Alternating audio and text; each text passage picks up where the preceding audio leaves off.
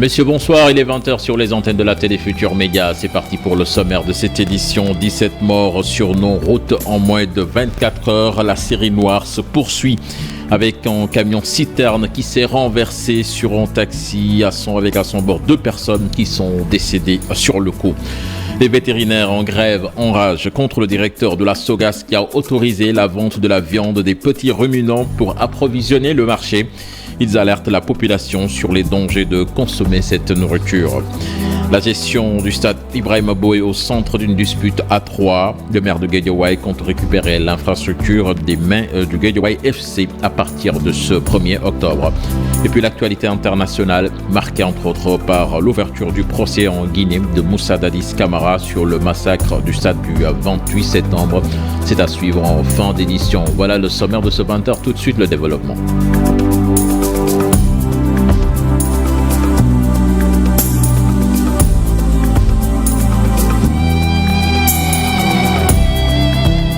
Bonsoir et bienvenue à toutes et à tous. La série noire qui se poursuit sur nos routes après les accidents qui ont endeuillé Koussanar et Signan. Un drame est survenu ce mercredi à Grand Mbao aux abords de la station Elton.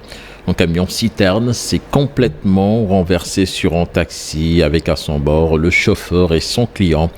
Les 2 personnes sont décédées sur le coup. Et puis ce tweet du président Macky Sall qui réagit à cette série, suite à cette série d'accidents. Je le cite: j'exprime ma solidarité suite aux accidents de la route survenus à hauteur de Koussanar et de Signan. Je présente mes condoléances aux familles des personnes décédées et souhaite prompt rétablissement aux blessés. J'invite à plus de prudence et de responsabilité sur les routes. Fin de citation à cette série d'accidents mortels qui fait réagir le directeur général de l'Agence nationale de la sécurité routière, Cheikh Oumar Gueye, à Kaolack pour un comité régional de développement consacré à la sécurité routière, invite les chauffeurs à plus de responsabilité et à changer leur comportement. Je vous propose de l'écouter, des propos recueillis par Fally Gaye. Hier, on a eu 16 morts sur 2 accidents. Il y a un accident qui s'est produit vers Bandia, sur la route de Mbour, et il y a l'accident effectivement de Koussanar, où il y a eu effectivement 9 morts. Et si on regarde de très près les causes de ces 2 accidents, par exemple l'accident de Mbour, en fait sur la route de Bandia, c'est toujours un dépassement dangereux. Ça s'est passé en journée, donc la visibilité était là. L'infrastructure routière est très bonne, la signalisation routière était présente. Malgré tout, l'automobiliste, communément appelé Wargaindé, a voulu faire un dépassement dangereux et malheureusement il a eu un choc frontal, donc une collision entre un autre véhicule qui a causé effectivement cette mort. Ça c'est regrettable. L'accident qui s'est produit à Koussanar, c'est dans ces mêmes conditions. Le véhicule de transport de passagers de type bus a voulu faire effectivement un dépassement dangereux et il s'est trouvé frontalement contre cette place qui venait de Touba pour aller à Tamba. Il a percuté effectivement violemment ce véhicule, cette place, et il y a eu 9 morts. 7 sur le coup et 2 à l'hôpital, ça fait donc 9 morts. Et les 7, parmi les 9, les 7 étaient dans le véhicule 7 places. C'est pour montrer vraiment la violence de cet accident. Et toujours c'est le comportement humain, c'est l'indiscipline, c'est le non-respect des dispositions du code de la route. Et c'est effectivement le contrôle et la sanction qui doit être mise en place. À la suite de ces accidents, nous nous sommes rendus également à la gare des Beaux-Maraîchers pour y rencontrer quelques chauffeurs qui tentent d'expliquer ici les causes de ces nombreux accidents. Reportage signé sur place Marcel Maroun avec les images d'Armadouba. En une journée, la route a fait 16 victimes. Sur la seule zone proche de Koussanar, à une vingtaine de kilomètres de Tambacounda, 9 morts ont été enregistrés. Ces chauffeurs de véhicules, communément appelés 7 places, trouvés à la gare Beaux-Maraîchers, livrent les raisons de ces accidents de la circulation. Parfois, il faut reconnaître que c'est de la faute aux chauffeurs qui manquent de prudence, mais aussi ils manquent de sommeil. Quelquefois, ils ont la tête ailleurs. Aussi, il y a le problème de l'insécurité des routes. Si une voiture arrive en face et qu'il existe un trou au niveau de cette route qu'on veut éviter, ça peut être la cause d'un accident. Parce que si les 2 chauffeurs tentent d'éviter ce trou, il y a risque de dérapage.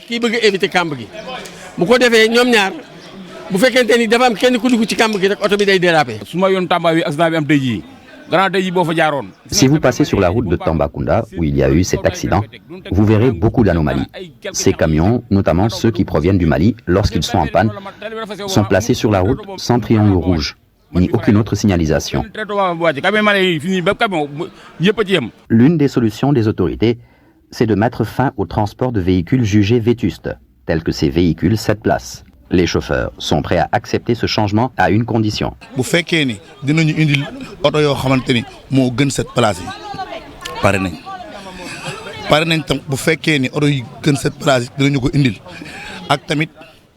S'ils peuvent apporter des véhicules meilleurs que les 7 places, pour les remplacer, nous sommes prêts. Maintenant, s'il y a des mesures d'accompagnement aussi, on est preneur, parce qu'il faut dire qu'il y a beaucoup de moyens de transport en commun qui roulent sans licence. Si l'État ne peut pas assurer cela, on est hélas obligé de continuer jusqu'à ce qu'on ait mieux.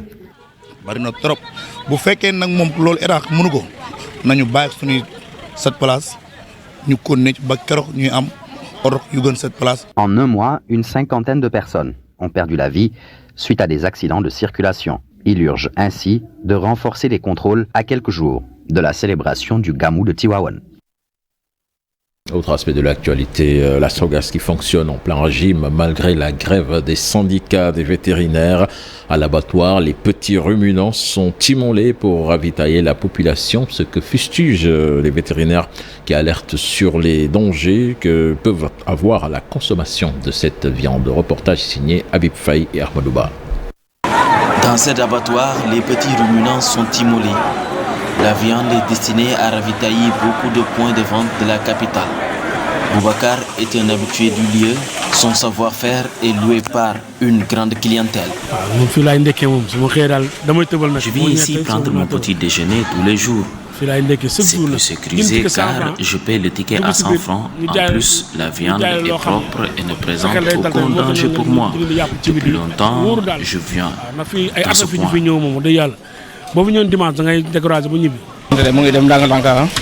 Nous achetons le kilogramme à 3500 voire 4000 francs.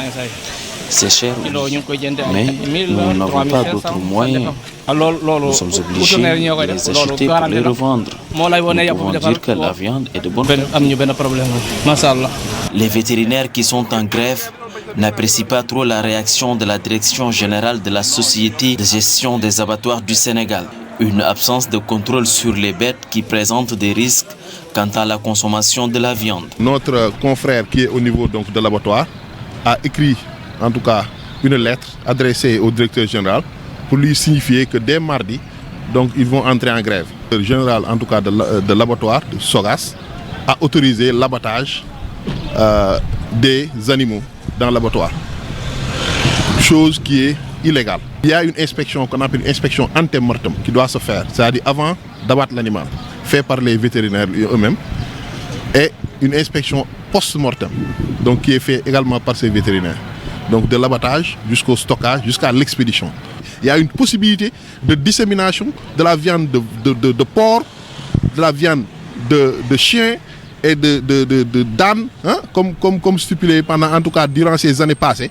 Donc, il y a une possibilité, parce que quand même la viande ne peut plus être reconnue. La grève de 72 heures du syndicat des vétérinaires du Sénégal n'a pas empêché à la SOGAS l'abattage des animaux et la vente de la viande. Pendant ce temps, certains revendeurs fructifient leurs bénéfices en attendant la calmie. Parlons économie à présent. En 2021, la croissance a rebondi vigoureusement de 6,1%, mais ce bond en avant de l'économie devrait ralentir dans un contexte de tensions géopolitiques, tandis que les pressions inflationnistes se sont accentuées vers la fin de l'année. Le déficit budgétaire est resté élevé pour une deuxième année consécutive en 2021. Fatou Bintou Conté et Pape Sangoné Bey ont assisté à la présentation de ce rapport. Le rapport de la Banque mondiale présenté cette année révèle une croissance rebondie en 2021 de 6,1% au Sénégal. Mais ce rebond est fragilisé par les impacts du conflit en Ukraine. Qui a été observé au cours de l'année 2021 a été fragilisé par les impacts du conflit en Ukraine. C'est essentiellement via le facteur prix, et l'augmentation de ces prix a affecté les moteurs de la croissance et le pouvoir d'achat des ménages. Les pressions budgétaires vont continuer avec ce rapport à être élevé en 2022 avec un déficit estimé à 6,2% du PIB à cause de la politique de soutien aux ménages qui maintiendra la pression sur le budget en 2022. Le message clé, c'est que le déficit budgétaire restera détérioré et cela pour une troisième année consécutive au-delà des 6%. Et cela pèsera sur la dette publique et rendra le Sénégal plus vulnérable aux risques budgétaires. Et pour une croissance durable et résiliente, il devient impératif de faciliter l'adoption de la technologie pour améliorer la productivité et la compétitivité dans le secteur privé. C'est que... Parlons de la relance du secteur touristique à Saint-Louis. Les acteurs croient à la survie du secteur dans la région nord avec la construction de l'aéroport international Ousmane Masseck Ndiaye, un secteur touché de plein fouet par la Covid-19. Les guides touristiques de leur côté demandent la réorganisation du secteur à Saint-Louis. Aussi, Diop Abibsek. Saint-Louis, avec ses multiples potentialités touristiques, fait partie des villes où le secteur du tourisme est touché de plein fouet pendant la période de la Covid-19. Le secteur est moribond et très mal organisé.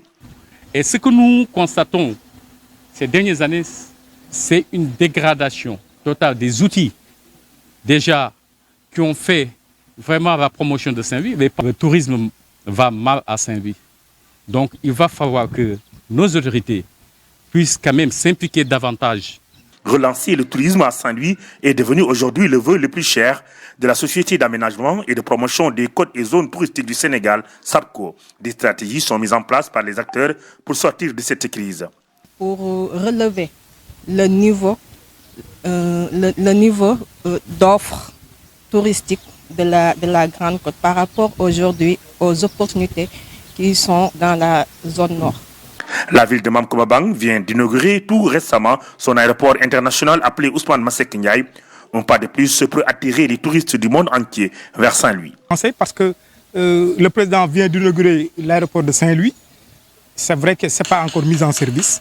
Mais une fois que c'est mis en service, ça peut apporter en tout cas beaucoup de choses au tourisme.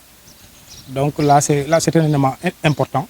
Il y a également le cluster de tourisme Saint-Louis qui forme maintenant les agents d'accueil, qui forment des guides, qui forment en tout cas pour la restauration et également pour la pâtisserie.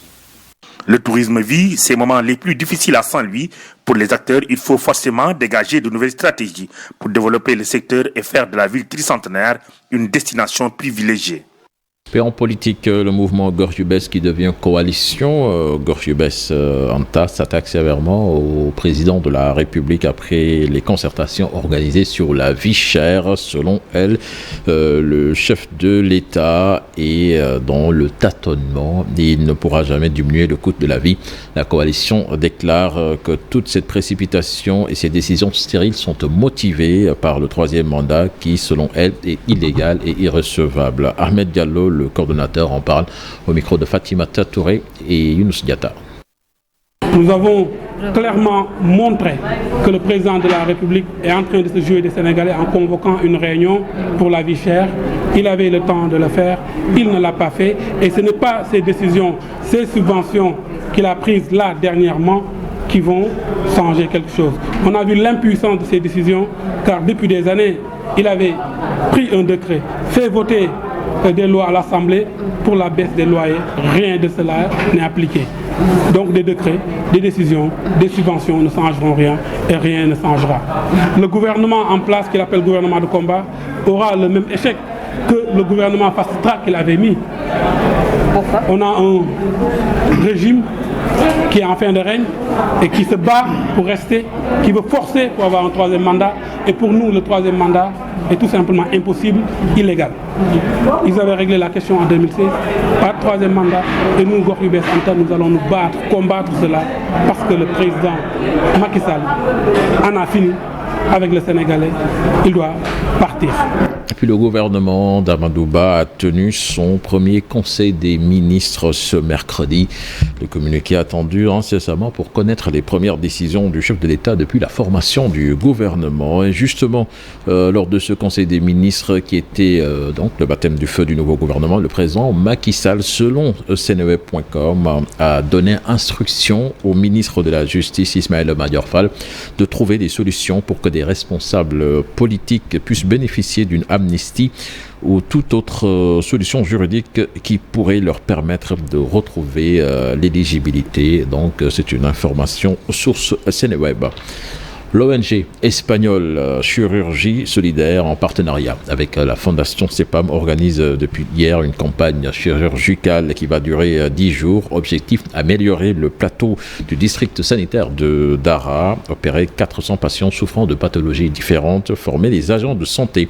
Une campagne bien appréciée par les populations de Dara et les autorités étatiques. Mamadou Moustapha Ndiaye, Sidi Thiam. Depuis hier, la ville de Dara est devenue la capitale de la chirurgie. Le district sanitaire de la localité choisit pour des actes chirurgicaux une initiative de l'ONG espagnole Chirurgie Solidaire en partenariat avec la Fondation CEPAM. Notre idée, c'est de pouvoir aider au maximum dans les pays où on en a besoin. Grâce aux gestions que vous avez faites depuis Dara, on a rendu visite à la zone et puis on a vu qu'on avait beaucoup de possibilités de travailler ici. Dans chaque campagne, on fait à peu près 400-450 opérations. Mais si je compte les visites médicales, ça fera 1200 peut-être, 1200 patients qu'on verra. Des interventions chirurgicales prévues en pédiatrie, en gynécologie, entre autres. Également parmi ces actes, la radiologie. Des prestations assurées par ces chirurgiens espagnols de renom. Dans leur bagage, un important lot de matériel et consommables médicaux. Saint-Dara est devenu et sera pendant 10 jours la capitale de la chirurgie parce qu'il va abriter pendant 10 jours des journées de consultation médico-chirurgicaux composées par des médecins chirurgiens généralistes, des chirurgiens viscéralistes, des chirurgies maxillofaciales, des ORL, des néphrologues, des neurologues, des médecins endocrinologues, mais en plus de cela, des médecins plasticiens. Et pour vous dire qu'aujourd'hui, on a une liste de 600 patients inscrits. Donc, en tout cas, pendant ces 10 jours, on peut garder espoir. Une campagne bien appréciée des autorités étatiques avec un objectif majeur, l'amélioration nette du plateau technique du district sanitaire de Dara. Nous savons qu'au sortir de cette vaste campagne, eh bien, beaucoup de malades vont être pris en charge par les spécialistes qui sont venus aujourd'hui à Dara. Et nous osons espérer que sortir de cette campagne, en fait, leurs maladies ne seront que de vieux souvenirs. Durant cette campagne de 10 jours, les chirurgiens espagnols vont capaciter les agents de santé de la commune à travers des séances de formation. Et puis ce communiqué de la famille de Feu Ndaté Diop, journaliste à la RFM, décédé ces derniers mois.